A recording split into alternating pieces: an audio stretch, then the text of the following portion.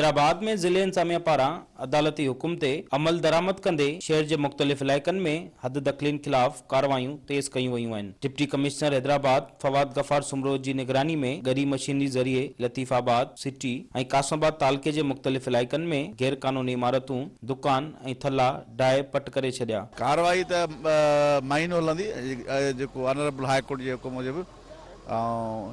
अॼु कल्ह असां शुरू कईसीं जीवार में उते उन खां बाद अॼु हिते कई आहे। इंशाअल्लाह अॼु हिते करे कोशिशि कंदासीं अॼु हिते कंप्लीट थी वञे। सुभाणे वरी यूनिट नंबर 2 में आहे, इहे महीनो हलंदी। 12 यूनिटनि में मेन जेके स्ट्रीट्स आहिनि गलियूं आहिनि उहो सभिनी जो जेके बि इंक्रोचमेंट आहे उहो रिमूव थींदो। उन खां ऑटो भाना हुसैनाबाद आहे उहो सभिनी में थींदो।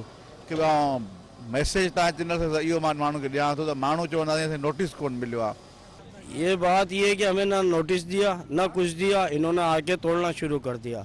अच्छा, ये यहाँ से शुरू करते, पंप को गिराते, फिर भले दुकानों को गिराते, आगे तलक गिराते। इन्होंने वो अमल ही नहीं करा। उधर तलक ये नाला तो पूरा नाला है ना, वहाँ तलक नाला अनिस काम खानी के घर तलक, वहाँ तलक कोई भी नहीं गिरा रहा है। गरीब आदमियों के ऊपर शुरू हो गए, ये तोड़ने के नहीं है। कोई नोटिस नहीं दिए। किसी को नोटिस दिया तो एक आध बतावे नोटिस किसको दिया है। हमने तो इनसे ये बोला एक दिन की मोहलत दो, ये मोहलत तलक नहीं दी। दुकान में लाखों का माल पड़ा हुआ है, कोई नोटिस नहीं दिया। इसी बुनियाद पे, कच्ची बुनियाद पे तोड़ दिया डायरे की। तो टाइम देते तो हम अपना माल भी निकालते, सामान निकालते।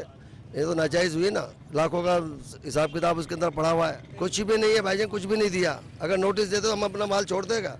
इलाके वासियों जो चवण है त इंतजामिया बिना नोटिस दींदे गरीबन खिलाफ कार्रवाई करे रही है, जॾहिं त बाअसर माण्हुनि खिलाफ का भी कार्रवाई न पई कई वञे। हैदराबाद इंतजामिया जो चवण है त अदालती हुकुम मूजिब 1 महीने अंदर शहर में हद दख़लीन ऐं गैर कानूनी इमारतुनि जो ख़ात्मो आणे शहरियुनि लाइ सहूलियतूं मुहैया कयूं वेंदियूं। कैमरामैन शाहिद रिन सां गॾु फेरोज़ बबर, सिंध टीवी न्यूज़, हैदराबाद।